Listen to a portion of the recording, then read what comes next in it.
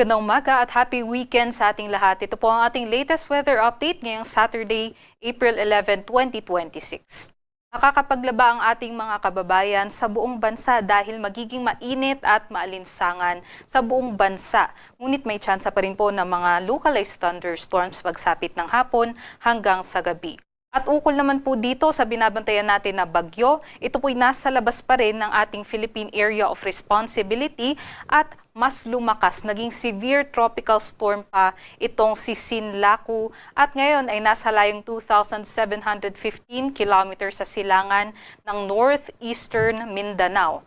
Ngayon nga po ay may taglay na po ito na hangin na aabot sa 110 kilometers per hour at pagbugso na aabot sa 135 kilometers per hour. At halos hindi po ito kumikilos kaya't habang nandito po siya sa may Pacific Ocean ay mag-iipon pa po yan ng enerhiya at inaasahan natin na mas lalakas pa sa susunod na mga araw. At ukol nga po dito sa bagyo, inaasahan nga po natin possible pa rin naman yung entry nito sa ating PAR late next week. Ngunit dahil mabagal nga po ang kanyang pagkilos, ay maaaring mapaaga din ang kanyang recurving o yung pagkilos po niya pahilaga. No? So possible din na hindi na ito pumasok ng ating PAR.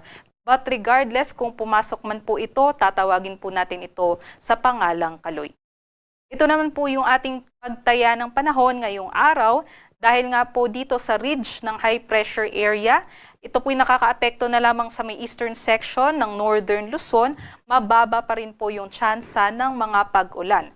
But other parts ng country natin, magiging mainit at maalinsangan nga at posible yung mga panandali ang buhos ng ulan dahil po sa mga localized thunderstorms pagsapit ng hapon hanggang sa gabi.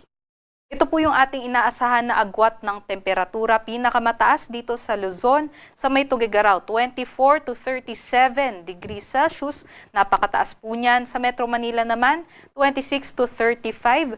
Habang dito po sa may Lawag at sa may Legazpi, possible hanggang 33 degrees Celsius. Sa may Tagaytay naman 22 to 32 at mababa pa rin naman po yung temperatura dito sa Baguio, 17 to 25 degrees Celsius.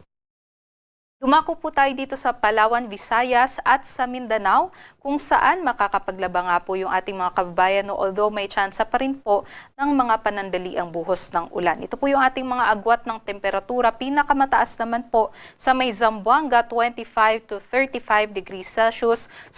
Sumunod dito ang Puerto Princesa at Davao, 24 to 34 degrees Celsius po ang agwat ng temperatura at pagtapos nito dito naman po sa may Kalayaan hanggang 33 degrees Celsius, maging dito sa may Tacloban at 26 to 32 degrees Celsius naman po sa may Iloilo at Cebu. Lastly, dito sa may Cagayan de Oro, 25 to 31 degrees Celsius. Although ito po ay mga air temperature o temperatura ng hangin lamang, iba pa po yung ating heat index o damang init kung saan combination po ito ng air temperature maging yung halumigmig o yung moisture na nasa hangin. So kung mas mataas po yung moisture sa hangin, ay mas mataas din po yung ating heat index. Ito po yung ating naitala na heat index kahapon, April 10. Sa Metro Manila, 39 to 41 degrees Celsius ang naitala na heat index habang umabot sa 44 degrees Celsius naman po na nasa danger level itong Dumangas, Iloilo.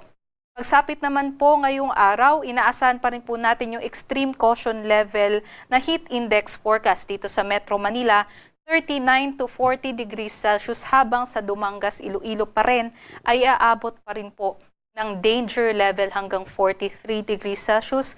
Kaya't doble ingat po sa ating mga kababayan, especially sa ating mga manggagawa at yung mga may comorbidities. Senior citizens, kung bawal po tayong lumabas no, or bawal po tayo sa matinding sikat ng araw, ay panatilihin po natin na tayo po'y magdala ng mga payong at tubig para iwas dehydration. Dahil kung mababad po tayo sa init ng araw, dito sa may danger levels, maaari po ito magdulot ng mga heat cramps, heat exhaustion at on worst cases no, ay possible din po yung heat stroke kaya doble ingat po. Ito naman po yung ating lagay ng karagatan at wala naman po tayong gale warning kaya't malayang makakapaglayag yung ating mga kababayan. Dito naman po sa Kalakhang, Maynila, ang araw po ay sisikat mamayang 5:45 a.m. at lulubog naman po mamayang 6:09 p.m. Para sa mga karagdagang impormasyon, bisitahin po ang ating social media accounts sa X, Facebook at sa YouTube, at para sa mas detalyadong impormasyon, bisitahin po ang ating website pag-asa.usd.gov.ph at panahon.gov.ph. Muli, ito po si Lian Loreto. Ingat po tayong lahat.